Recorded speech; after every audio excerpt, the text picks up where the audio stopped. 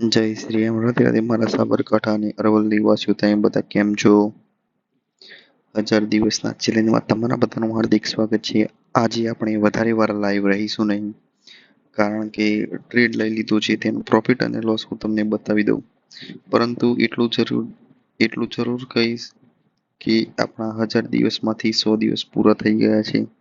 આજે છે આપણો લાઈવ ટ્રેડિંગ ચેલેન્જનો 101મો દિવસ. બિટકોઇન જોઈ લે. બિટકોઇન 15 મિનિટની ટાઈમ ફ્રેમ ઉપર એક નીચેની તરફ મોમેન્ટમ છે. જોઈએ બિટકોઇનમાં આગળ શું થાય છે. બીટીસીમાં આપણે ટ્રેડ કરતા નથી.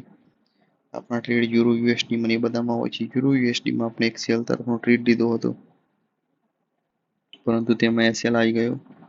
માર્કેટ ઉપરની તરફ મૂવ કરી ગયું. વાંધો નહીં, આપણે બીજી બધી ફોરેક્સ પેરો ચેક કરી લઈએ, જેથી આપણે કોઈમાં ટ્રેડ લેવાનું હોય તો ખબર પડી જાય અને ઓવરનાઇટ હોલ્ડ ઉપર મૂકી દઈએ. બાકી આજનો લોસ હું તમને બતાવી દઈશ કે લોસ આપણું આટલું થયું છે. યુએસડી જીપીવાયમાં એક સેલ તરફની મોમેન્ટમ આવી શકે છે. ના હોય તો આપણે લાસ્ટમાં ટ્રેડ ઓપન કરી દઈશું. વધારે લોસ આવશે નહીં. જોઈ લઈએ. યુએસડી કેડમાં પણ નથી. ઈયુઆર જીબીપીમાં પણ એવું છે નહીં. ઈયુઆર જીપીવાય ઓકે. ઈયુઆર જીપીવાયમાં સપોર્ટ હતો, સપોર્ટથી એકવાર નીચે આવી ગયું છે.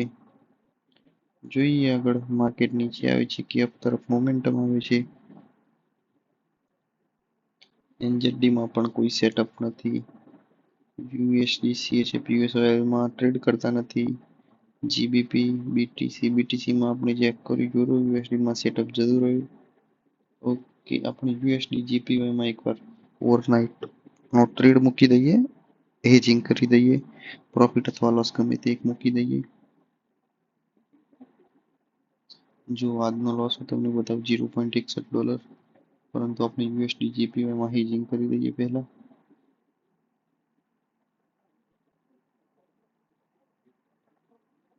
સૌથી પહેલા આપણે સેલનો ટ્રેડ ઓપન કરીએ છીએ, જેમાં સ્ટોપ લોસ અને ટાર્ગેટ બંને મૂકી દઈએ.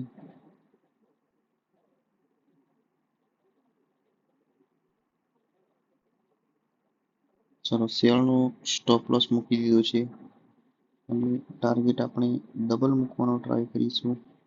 9 દુ 18 એટલે 180. ઓકે, ચલો 180 મૂકી દીધો છે. હવે આ જગ્યાએથી આપણે બાઇંગમાં ટ્રેડ એક ઓપન કરી દઈએ. હવે બાઇંગનો આપણે એસએલ મૂકવાનું રહેશે. ઓકે, ચલો બાઇંગનો સૌ પહેલા ટાર્ગેટ મૂકી દઈએ 188 અને એસએલ મૂકી દઈએ.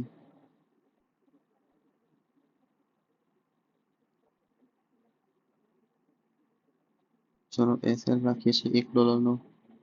જોઈશું પ્રોફિટ આવે છે કે લોસ. અહીં તમને બતાવી દઉં, ફૂલ્લી હેજ છે. સ્ટોપ લોસ અને ટાર્ગેટ બંને મૂકી દીધા છે. સેલ પોઝિશનમાં પણ મૂકેલા છે અને બાય પોઝિશનમાં પણ મૂકેલા છે. હવે આનું અપડેટ તમને કાલે મળી જશે. હવે મળશું કાલે.